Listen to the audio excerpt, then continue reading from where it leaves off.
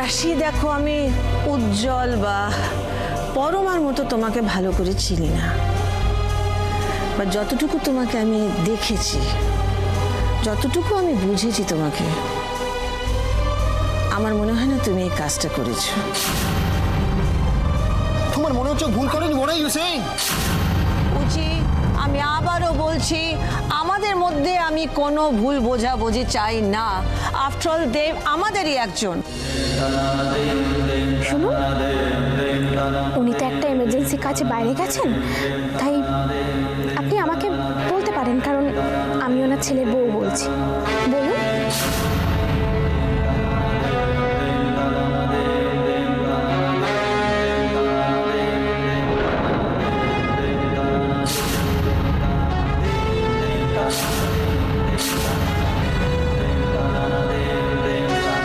মা পাল্টে গিয়েছেন এটা বিশ্বাস করতে আমারও অতটা সময় লাগেনি যতটা ওনার নিজের ছেলে উজ্জ্বলের লেগেছে।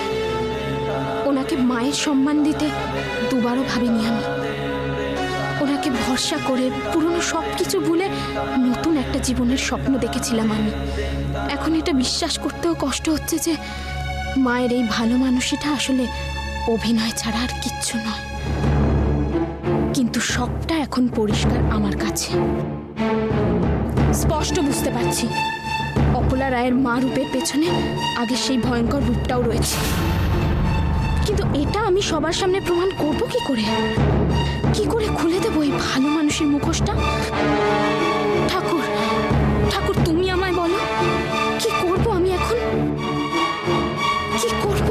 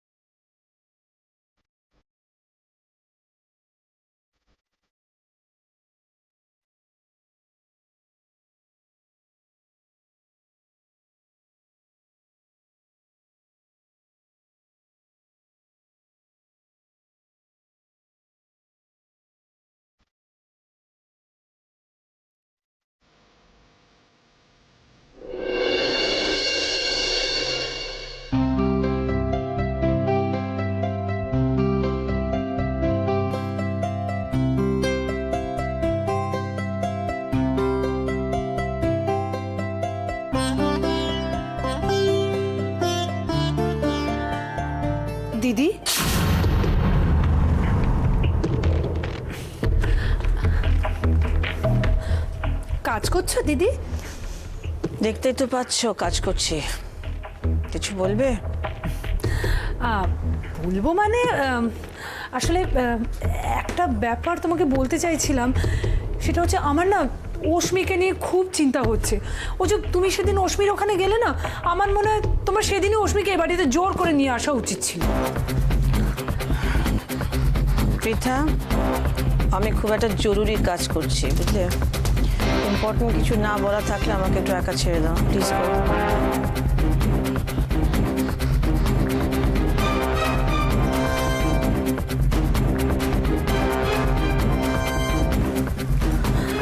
কিছু মনে করো না দিদি, একটা কথা বলবো।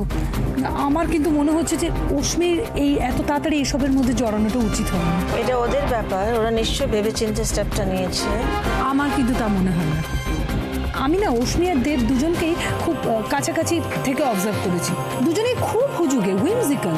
স্পেশালি তোমার আদরের মেয়ে অশ্মি আগু পিছু কিচ্ছু ভাবে না। এই তো দেখো না, ওই যে দুর্গাপুজোর সময় যখন তুমি ছিলে না, হঠাৎ করে ঠিক করলো যে আমাদের সবাইকে ট্রিট দেবে, আর তারপরে দেবের কাছে টাকা চাইতে গিয়ে দেখে কানা করিও নেই। তুমি ভাবো দিদি, যে 5-6 জন লোককে খাওয়াতে যার টাকা ধার করতে হয়, সেটা বেবির দায়িত্ব কি করে নেবে? দেব টাকা ধার নিয়ে তোমাদের খাইয়েছে। সেটাই তো, তুমিও শাশুড়ি তোমার কাছে হাত পাতবে না, অথচ বাইরের লোকেদের কাছ থেকে হাত পেতে টাকা চাইবে। কি অদ্ভুত ক্যারেক্টার বলো তো দিদি। সিরিয়াসলি আমি কিন্তু অশ্মি আর অশ্মির বেবির ভবিষ্যৎ নিয়ে খুব চিন্তায় আছি, খুব চিন্তার ব্যাপার। আর তারপর ভাবো দিদি, অশ্মির অমন সুন্দর ফিগারটা এইভাবে। Pritha, please don't disturb me. যা খেতে গেল।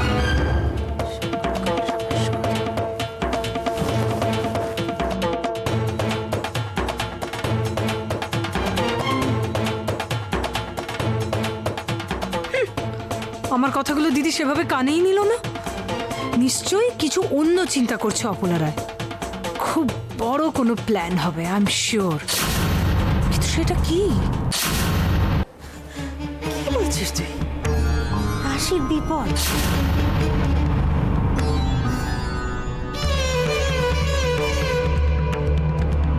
এসব কেন? কিসের জন্য?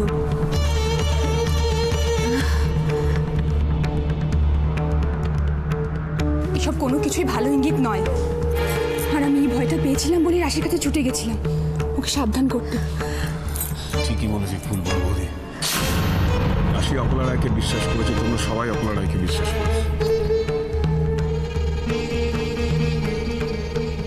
আর ওই লোকটা, ওর তো কথা শুনে আমি বুঝতে পেরেছিলাম যে ও অপলা রায়ের খাস লোক, ওর নাম রাধেশ্বর।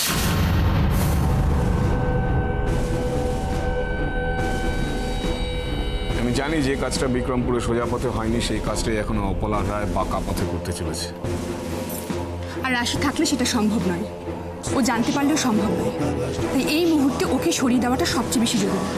তাই রাশির বিপদ এখন অনেক বেশি। অপলা রায় গিরগিটির মতো রং বদলায়। ওকে যেটা দেখছো সেটা ওর অভিনয়, নাটক, ওর সব মিথ্যে। আমি আমার সমস্ত পাপের, সব ভুলের প্রায়শ্চিত্ত করতে এসেছি। আমি তাই ওকে আমার বাড়ি নিয়ে যেতে চাই। যোগ্য মর্যাদা দিয়ে, সম্মান দিয়ে আমি রাশিকে নিয়ে যেতে চাই। কোনো কষ্ট দেব না, কথা দিচ্ছি। ও আমার বৌমা নয়, আমার মেয়ে হয়ে থাকবে। কথা দিচ্ছি আপনাকে আমি। মা, তুমি এসেছো, তুমি বাবা এসেছো, আমি খুব খুব খুব খুশি হয়েছি। এখন দুটো নয় পেয়ে লাভ নেই। সবাই মিলে ওকে বিশ্বাস করে আমরা রাশিকে আরো বিপদের দিকে ঠেলে দিচ্ছি। আরে চুটকু, আমার না একটা অদ্ভুত লাগছে। প্রমাণ আছে, তবু আমার মনে হচ্ছে কোথাও একটা ভুল হচ্ছে, জানিস? পরবর্তী আমি অপলা রায়কে সব থেকে বেশি চিনি। আমি বলছি তোমার ক্ষতি যদি করবেন তাহলে ক্ষমা চেয়ে মেয়েটাকে ওরমভাবে নিয়ে গেলেন কেন? রাশিটা ওখানে ভালো আছে, মেয়েটা ওখানে ভালো আছে রে চুটকু। বিপদটা কোন দিক থেকে আসবে তুমি ধারণাও করতে পারবে না। আরে চুটকু, হতেও তো পারে যে এই সব কিছুর পেছনে অপলা রায়ের না হয়ে অন্য কারোর হাত থাকতে পারে। মানে এমন কেউ রাশির ক্ষতি করে যার কোনো লাভ আছে?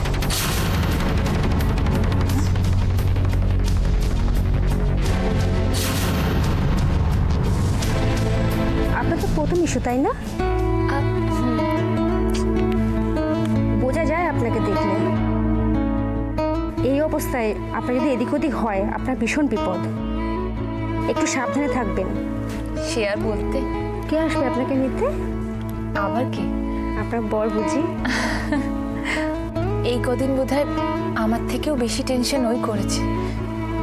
আজকে আমি ডিসচার্জ হলে সব থেকে বেশি খুশি ওই হবে। আপনার বরকে তো দেখলাম না, বাড়ির সবাইকে তো দেখলাম।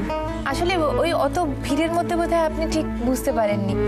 আজকে আসলেই আপনি দেখতে পাবেন। আপনার যে অবস্থা, সারাদিন তো ওনার এখানে বসে থাকা উচিত। আপনার দাদাদের দেখলাম এখানে বসে থাকতে। অফিস কাজ সবকিছু ছেড়ে কি আর এখানে বসে থাকা যায় বলুন না? এই তো আজকে আমাকে নিতে আসবে, হয়তো অফিস থেকে ডাইরেক্ট এখানেই আসবে।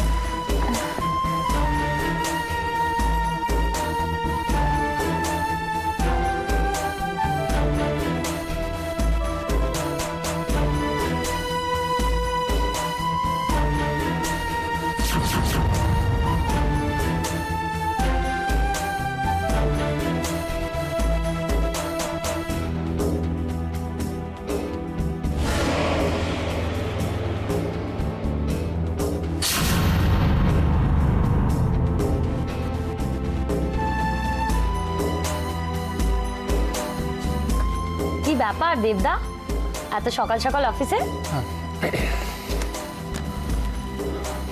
দেবদা, আরে এত সকাল সকাল অফিসে এখন? অফিসে তো মর্নিং ওয়াক করতে আসে না, কাজ আছে তাই এসেছি।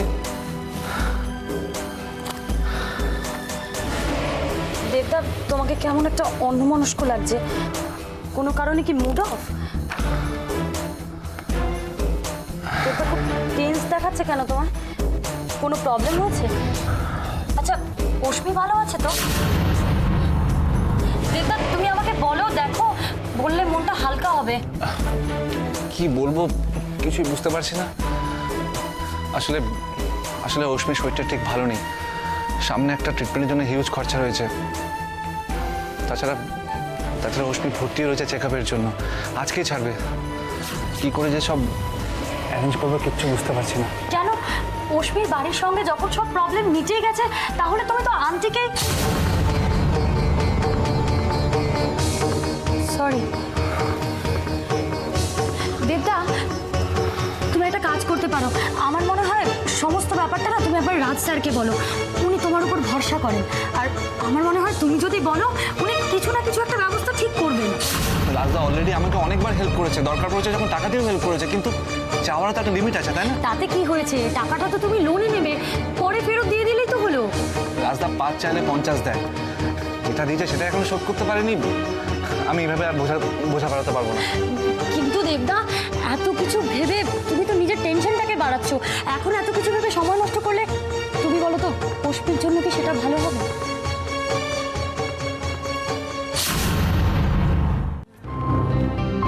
মা,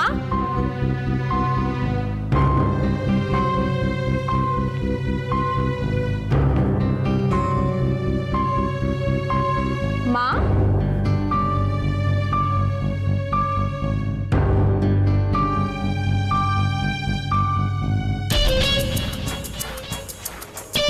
তুমি চা আনতে গেলে কেন? না নেই, হরি কেউ নেই নাকি?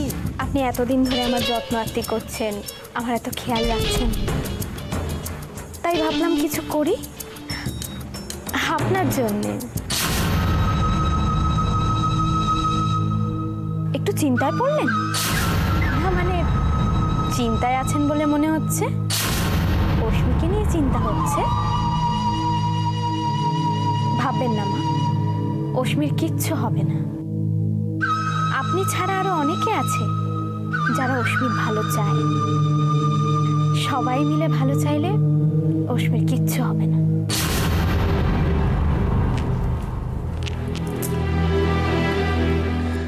ওহো, চাটা ঠান্ডা হয়ে যায়, খেয়ে নিন।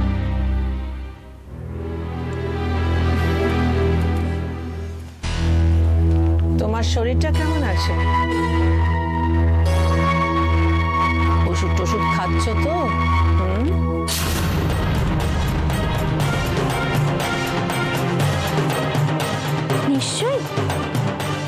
ওষুধগুলো না খেলে আপনি কি করে আমায় পাগল বলবেন বলুন?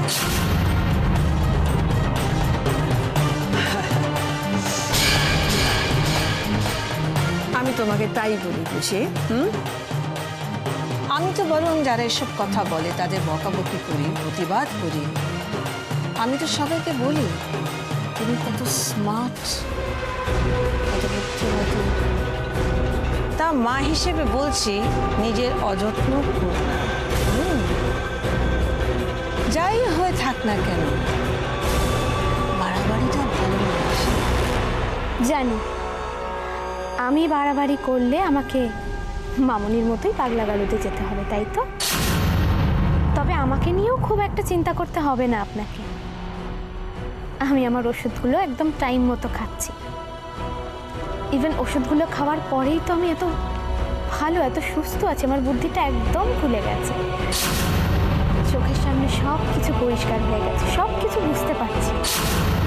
কে কেন কি চাইছে, কি করছে, সব। এবার শুধু সত্যিটা সবার সামনে আসার অপেক্ষা। তারপর সবার সামনে আপনার মুখ দেখাতে পারবেন তো মা?